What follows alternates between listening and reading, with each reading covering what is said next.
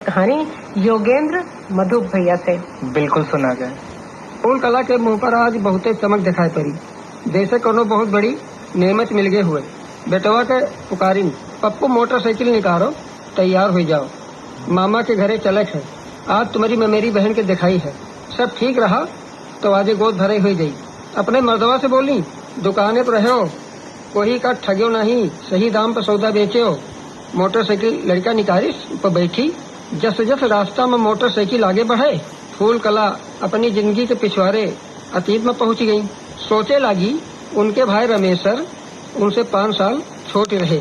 महतारी के खत्म होते बप्पा के कामकाज उन्हीं का मिलके हाथ बटावे पड़ा। खेती 2 बीघा रही। दहेज में बप्पा 1 बीघा खेत वसीयत फूल कला के नाम लिख दी। ससुराल पहुंच के फूल कला देखी कि मर्दवा तो ठर्रा पियक्कड़ है। तब वो हिम्मत नहीं हारी, लकड़ी के गुमटी में परचून के दुकान चलावे लगी। कुछ दिन बाद इलाके के एक बैंक में जाए के फूल कला दुकान पर प्रधानमंत्री मुद्रा लोन के दरखास्त दी। मुला आधार पर गलती से फूल कला की जगह फूल कली लिखी जा रहा है। सरकार आधार संशोधन की सुविधा दी है। जैसे 3-4 दिन में आधार कार्ड फूल कला के नाम शुद्ध होकर आएगा। 1 लाख रुपया मुद्रा लोन मिला। फूल कला लोहे की गुमटी बनवाई। फिर का दुकान में माल भरीगा। दुकान चल पड़ी। रोज 1000-500 के बिक्री हुए लागी। अब तो मोटरसाइकिलों खरीद ली। मुला एक दिन उनके शराबी पतिदेव खुनखुन मोटरसाइकिल नशे में खींची और भराए पड़े।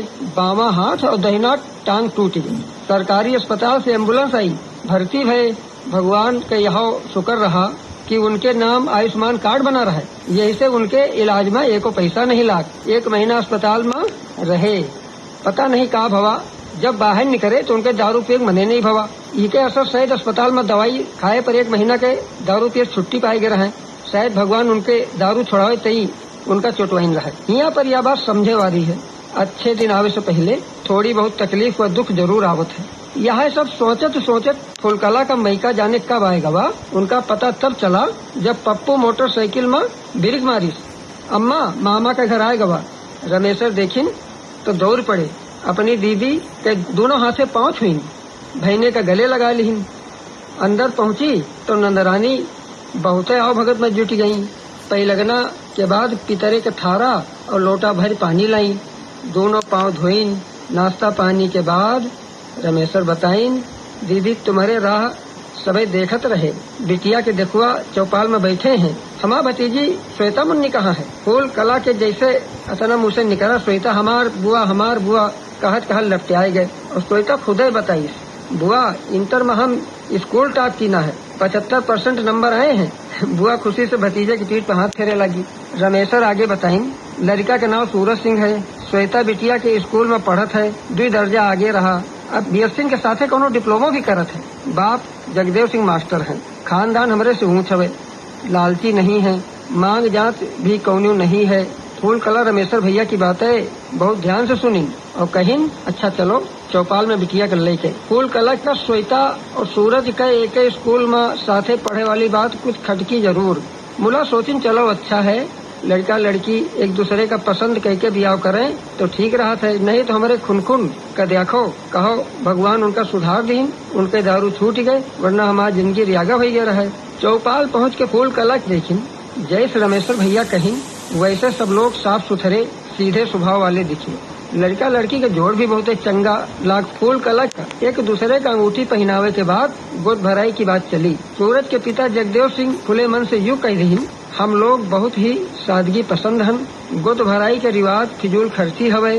वही आगे यहाँ कहीं, अगर हम लोग पसंद हवन तो ब्याहे में जिद बोझ यानी बफरो न रखी हो। प्रेम व आदर के साथ टाट पट्टी पे बिछायो, तब कलेवा के मजा दुगना हो जाई। बिटिया के दिखाई सुनाई इतनी अच्छी तरह से निपटी, कोई का उम्मीद नहीं रही। समय बीत गया। फूल कला घर लौट यही रहे। थोड़े दिन बाद वो शुभ दिन आए गवा। आज श्वेता बिटिया के विवाह में रमेशर के घर सज धज गवा है। कौनो कोट कसर बाकी नहीं दिखा था। नहीं तो यू वह घर आए। अम्मा के मरे के बाद रमेशर भैया दिल्ली कमाए चले गए। घर पर नंद भौजी और गोदी में इकलौती बिटिया श्वेता रहिए रहे। हर महीना खर्चा भेजत रहे। वही माँ भौजी काट कपट के हमरे ब्याहे खातिर रकम बचावत रही। फूल कला का वही याद है कि उनके मनसेदू खुनखुन कि बाप दहेज के लोभी रहे।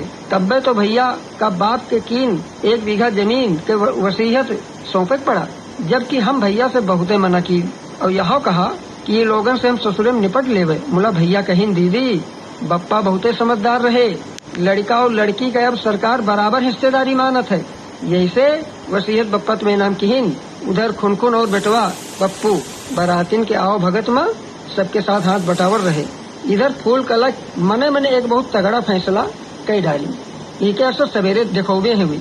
सवेर भवा विदाई के पहले माड़ो हलवानी की रस्म आई तो समधी जगदेव सिंह से बोली फूल कला, समधी जी खुल के आशीषो और हमारी तरफ से यूं नेक कबूल करो। अतना कह के अपने बैग से फूल कला एक बड़ा सा लिफाफा निकाली और जगदेव सिंह के हाथे पर थमाए दही। यूं कहा है, ये लिफाफा का है? बोले जगदेव। फूल कला कहीं खोल के देखो समधी जी। वो लिफाफा खोलिन तो वही माँ और कुछ नहीं, 1 बीघा जमीन के वसीयत रहा है। आदर भाव माँ फूल कलक भाव खोई गई। बिटिया का नेक दिए का हमारो हक है समधी जी। आपसे अतने हाथ जोड़ के विनती है कि बिटिया का सुखी और खुश राखो। यूं देख के रमेशर फबिक कर रोए लाग। दीदी यूं का गजब कई डार्यो, बप्पा तुमका 1 बीघा जमीन दीन है। दूसरी बात लड़का वाले कौनो दहेज के मांग तो किहिन नहीं, जौन कुछ दीन गवा खुशी से ले लिहिन।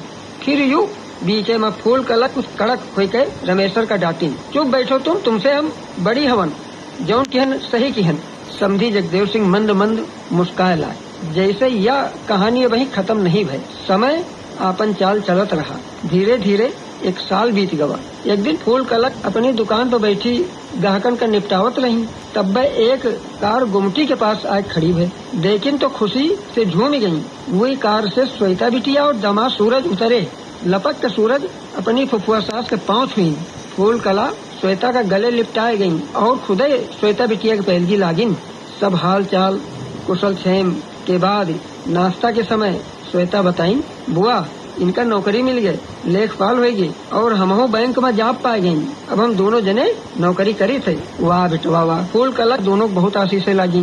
बोले बेटवा आज तुम दोनों जने का जाए न देवे, रात रुको काल ही जायो। फूल कलक जब यूँ कहिन तो सूरज बोले, ठीक है बुआ, मुला सवेरे एक बात हमार जरूर माने पड़ी, पहले वादा करो। फूल कलक मान गई। सोचिन कौनो हल्की फुल्की बात हुई।